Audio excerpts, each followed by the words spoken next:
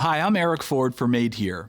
Filmmakers Megan Frappia and Bryant Narrow, the folks behind the 2016 documentary Brew Hampshire, are back with a film called The Walldogs Create the Magical History Tour.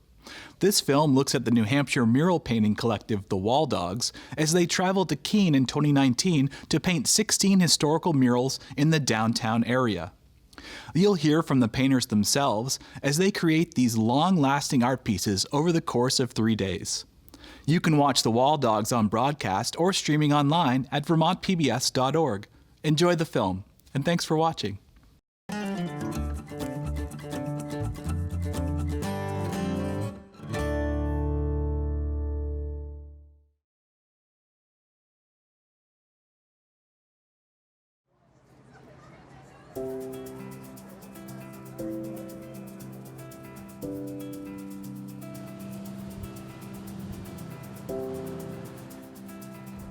This is one of the things about a Walldogs Festival that people that have been going to them for years will tell you. It's a community-changing event. It doesn't just change the face of the community because the murals are there. There's a new spirit of cooperation, and I think everybody appreciates what can happen when everybody's working towards a positive goal. Peter came home from a Walldog meet on a cloud. And he explained what the Walldogs were and what they did and how they came to a community once a year and painted murals, public art murals that had to do with a town's history. And he was so excited, and he said, we need to do this for Keene. In order for the Walldogs to come to your town, they have to believe that you're going to be able to throw this festival. Oh, you absolutely have to earn it. There's about one town for every 200 inquiries that gets a festival. But any town that wants it bad enough, it's there for the taking.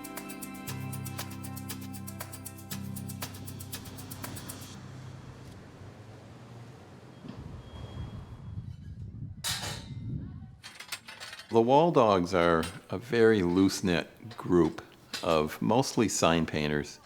It's the least organized organization you'll ever find. There's no leader, there's no headquarters, there's no phone number. There's nobody to sign a contract with. Nobody gets paid. They just all show up once a year for a Walldog festival.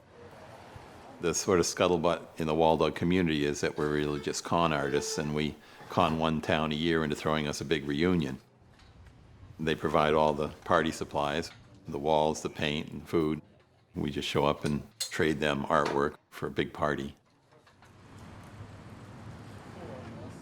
Tonight's 200 artists outdoor barbecue, welcome dinner, and there could be rain, and there's no tent. But all the scaffolding is up, the artists are arriving, check-in is happening, and it's phenomenal. It's wonderful to meet the people we've just been seeing on paper, seeing their designs, and actually they're here in the flesh, these legends, literally living legends.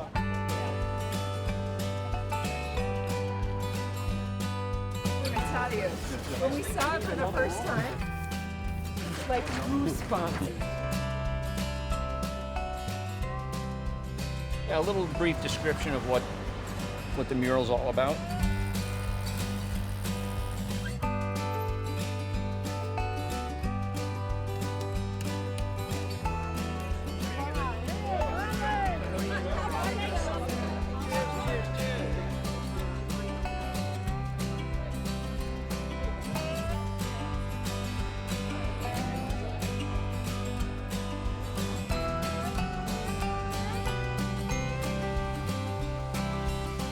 As soon as it gets dark, they're going to be out here projecting the designs.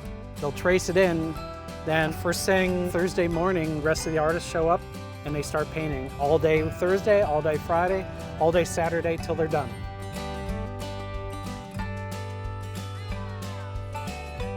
We're bringing them here, we're giving them everything to achieve success, but from then on, it's the painters that are going to do it all.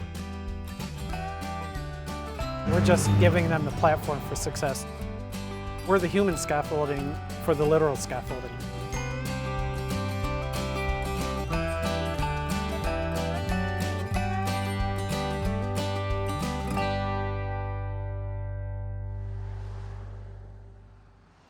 For us, it was really important to get the community's take on what should be portrayed for historic subject matter.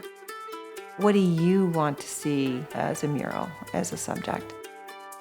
We didn't want to be a small group that chose what these murals that depicted our entire history of was.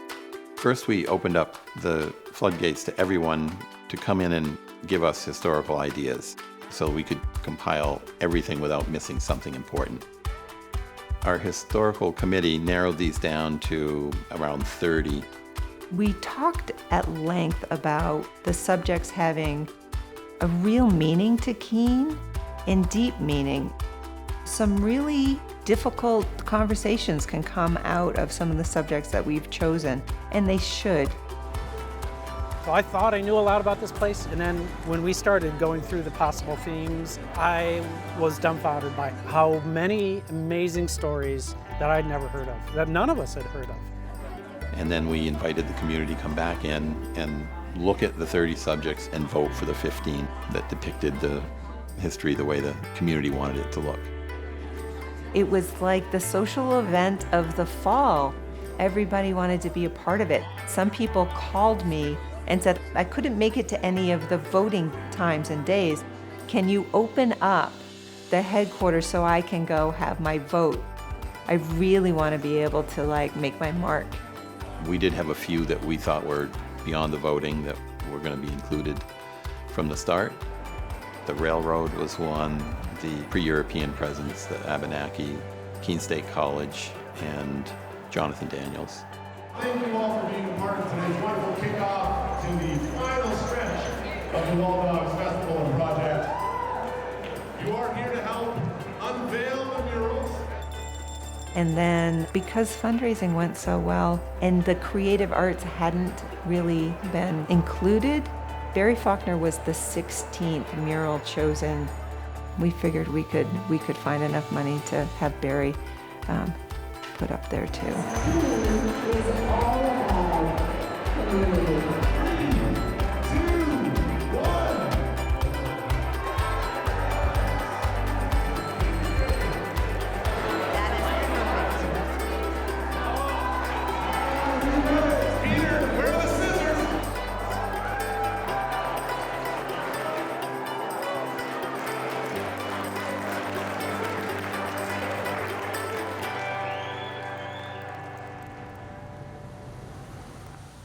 So the community chose the subjects.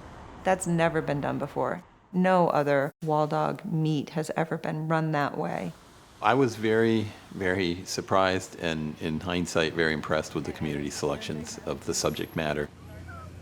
I didn't even know who Jennie Powers was before we started this process. And when you look at her story, who she was and what she did, it's just mind-boggling how far ahead of her time she was and how much resistance she must have felt to have stuck up for battered women, children, and animals at that point in history. The highest vote getter amongst our 24 subjects was Jennie Powers. She had a fan base, I guess you could say. She was fierce and feared and just a thunderstorm of a woman. And so we're pleased to be asked to do this. It says this is where we are today. It's 2019, and women more and more are taking over walls, breaking down walls, and she deserves to be on this wall. And in the community, that's all we hear. People going by, oh, we love Jennie. This is a mural we voted on first. Everybody wanted it. The more people say that, the more we're honored to be the ones asked to do it.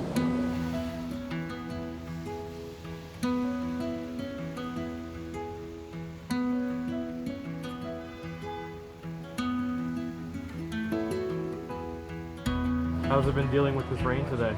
It's not been fun, but we think we've got it conquered now that we have our awning, and look, we've got all these people here and we're trying to play catch up. And if anybody can play catch up, it's this monstrous team. They are rocking. Sometimes it's a lot of factories and wealthy old men, and we have a lot of that in our history. But I think it was rewarding and affirming that the community came out and voted for a civil rights person, the land conservation people, Jennie Powers, and things that were aspirational and not just business and wealth. My favorite stories are the ones that are of the people that just led their own lives uniquely, heroically, trying to make a difference in the world. And that's the stories that we want to inspire future generations with. I'm up here painting the Jonathan Daniels mural. I think it's just really exciting that it's where it's at. It's on the Jonathan Daniels building, right next to the church he went to. It's just a magical experience for me. Barry Faulkner was a Keene hometown hero and a famous muralist. The mural is a mural about painting a mural with him in the front. It's his most famous mural, the signing of the Declaration of Independence, which is alongside the U.S. Constitution, which is in the National Archives in Washington, D.C. I love it. I love the fact that they're recognizing us. I love the fact that the town is celebrating the Indian presence here. I love the fact that this is valued in this community. The picture that they designed for the past, it's stunning. It represents a sense of family, right, and a culture, and a sense and a continuance and endurance of people. That's what I like about it. The Sadekwas family, they're here right now, and they've got a bunch of pictures, and we're kind of going over that to make a decision on, because we're going to put their family or some representation of them in this panel here. They're the most well-known family from Keene. It's the Abenaki tribe. So we're real happy they're with us. I'm loving this. Look at this. I am loving that. The colors. The color's perfect for that. The gaze into the sky. Yeah, and the earrings. I know, and I love the earrings. Well, they're not. I believe we have our subject right here. I just think that's beautiful.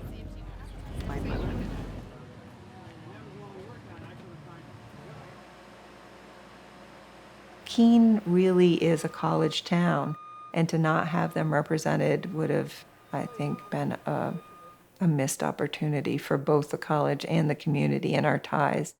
I'm always up for a new challenge, and this was definitely a challenge for us because, as you can see, it's the largest one here, the largest one I've seen done. You know, we talked about manufacturing in Keene. There would be no Keene without industry and manufacturing. But that comes from the railroad and the river. You know, there's a reason that Keene developed as kind of the hub of the community. The Kingsbury Mural is about 55 feet at the top. The reason we chose to do that was partly for the drama of having one way up high, partly because old-fashioned advertisements that were painted on the buildings like that were often meant to be seen from a long ways away, and were painted large format, high up on a building like that. Issue of how big and the placement on the buildings was really left entirely up to me. And I'd been looking at these buildings for a long time with the idea of putting these on here. And the particular buildings we chose was partially because of good bricks and partially because we wanted them to fit into this walking tour in a nice way. So we had them sprinkled through the downtown. Once we picked the walls, I was the one that mocked up a box or a format of where the artist would work. And for me, it was just pleasing to the eye, where I thought it felt like it was sized and placed properly. This was all done, mocked up on a computer screen. Then finally comes the day to go out and prime the walls. And I've got the tape measure, and I've got the photo, and I'm in the bucket truck, and I'm up there marking out the corners of these, and I'm going back, and I'm looking at it, and I'm thinking, wow, I hope I didn't go too big on this one.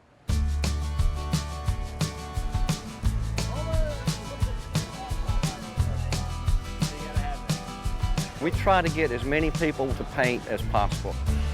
We feel like I may not ever be here again, but if local people get some paint on the wall, it becomes their wall. And every time a little kid rides by here, he's gonna say, I painted that.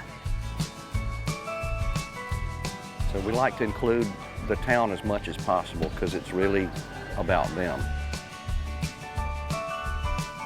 It was a beautiful thing to see how much appreciation the community had for what these artists were doing for us, this gift they were giving us. It's such a blessing to our town. It is so awesome. It was all volunteer. 250 Walldog muralists volunteered to come here and paint these. Like, it's hard work. It's day and night for days. And they paid to do it. They paid their way here to do it. I come by here probably 5-6 times during my shift, and this is the nicest shift I've had so far. There's a lady that works in the lower office, and she says she's been looking at this wall for over 20 years, and now she gets to look at this art piece. I think we leave something and we go home with so much more. I think people feel a really deep sense of gratitude for this amazing artwork that these artists are leaving here for us. It's hard to believe in this day and age that 200 people would come to town and they're that talented and work like dogs for 3 or 4 days to leave us a gift. So the gratitude that goes both ways is the piece that makes the Walldog Festival so special. I was 34 when I sat down on the scaffolding in Allerton, Iowa, the very first one. And I realized, looking back, how cynical and you can look at the world at that age. As we sat on the scaffolding and being entertained by barbershop quartets and by people reading poetry, we couldn't be cynical and we couldn't mock it because it was like Mayberry. There was some curious bond between complete strangers and the community. They didn't know us, we didn't know them, and by the end of the weekend, you're no longer strangers. How that can happen in 4 days, I'm not really sure, but it did. We're going to meet a lot of wonderful people, and we fall in love with them, and they fall in love with us. And we get to gather with our friends once or twice a year that we haven't seen from all over. So it's like a big family reunion for us. But meeting the community and learning about Keene, even, what a great town. It's the kind of place I'd like to live anyway. I think we felt early on that Keene is a community that has extraordinary volunteer culture in it. People complain a lot about Keene, but they really love it. And I think those two things maybe go hand in hand. It takes so much planning and so much energy, and it also takes a lot of community participation to make it happen at this level. I think this is one of the nicest ones that I've been to. Just the support we've received from Keene itself, just been phenomenal. Everybody's just been so open. Yay, Walldogs! Woo! But this particular town is the nicest town I've ever been in. It really is. I mean, we don't see this kind of camaraderie out where I'm from. We had some super people behind us helping us get to this point and produce it. So lucky us. Lucky us for living in Keene, right? One of the pieces I didn't really see coming that was really rewarding was working with such a large, enthusiastic group of local citizens, most of whom I didn't even know before this. I've spent the last 35 years in a one-man shop, to go out and do a 2-year project with what grew into about 150 or 200 volunteers was just a really surprising and rewarding piece. And to see the amount of enthusiasm come out from the city I live in, it just makes you feel good about living here. The way the city, how well the city came out was really something.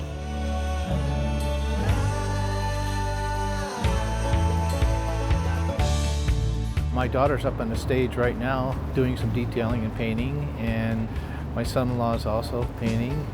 It's in the blood of all of us, so we love doing it. My son Jake.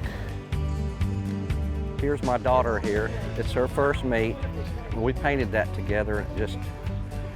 It felt right,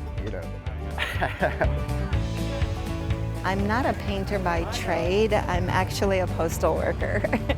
My daughter's the artist, and she's the one that got us started in this. She was 14 years old, and she said, "Mom, I want to go paint with the Walldogs." And I said, "What? Who? No, I don't know any of these people. We're not going to do this." And not having any experience with the Walldogs, they just opened up their hearts and opened up their paint cans for us and let us hop on the wall. And she's now 25. This is going on 11 years. It's a good network of artists, and most amazing ones I know, really. I mean, I don't know any better artists in the world, so. But yeah, it turns into more of a family atmosphere after a while, and you get to know people, and just an excuse to get out and see some different parts of the country, so. We're teaching folks that want to come and learn. And through public art, you know, celebrating the history of the town. And the volunteering part is great because you have to give back at some point. The guys that took me under their wing, how do you pay that back? What you do is just pass it on. Noel Weber is absolutely one of my heroes. And when he came up and looked at it and kind of went, that's all right. That's why we do it. I paint for other letterheads, not for myself or anybody, just those guys, my heroes.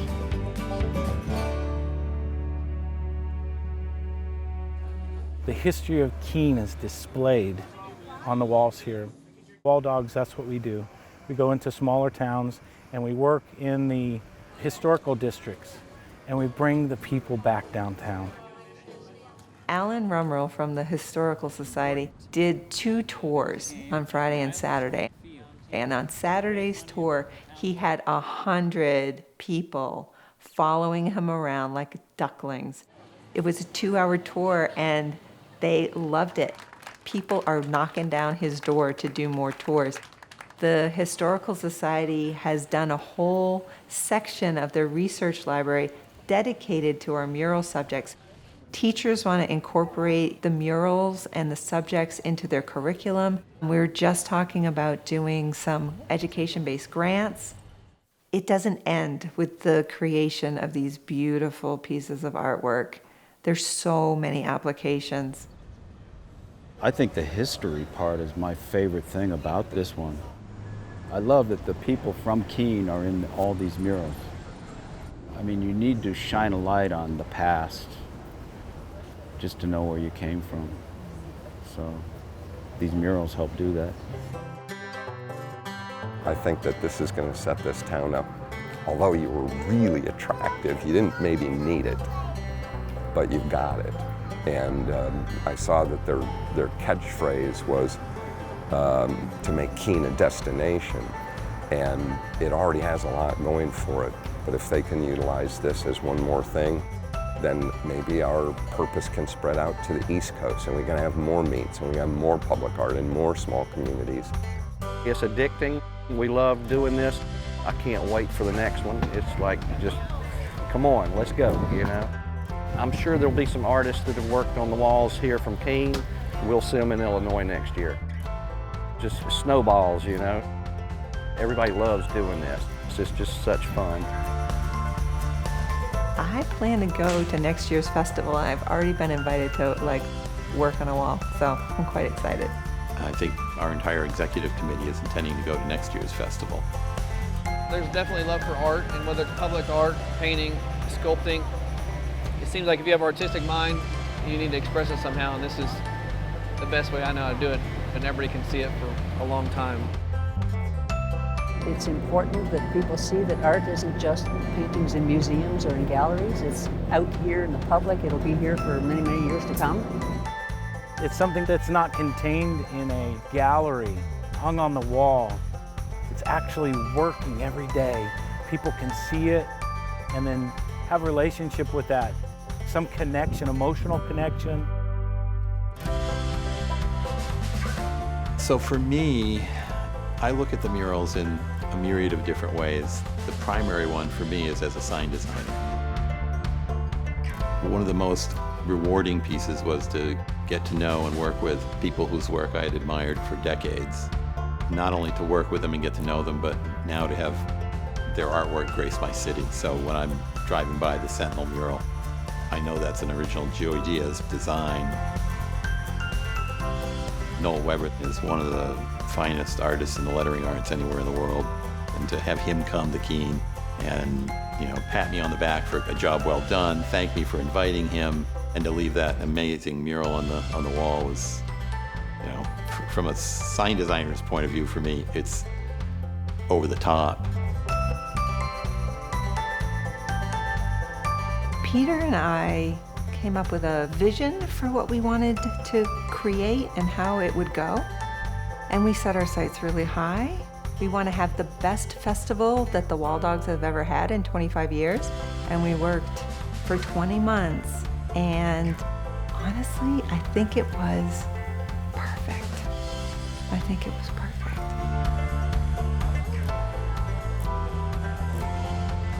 It sounds like you're exaggerating. It sounds too good to be true.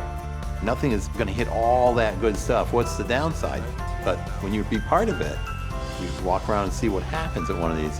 It's a rarity in the world these days. There's not much to compare it to. And how lucky we are that we got it, you know?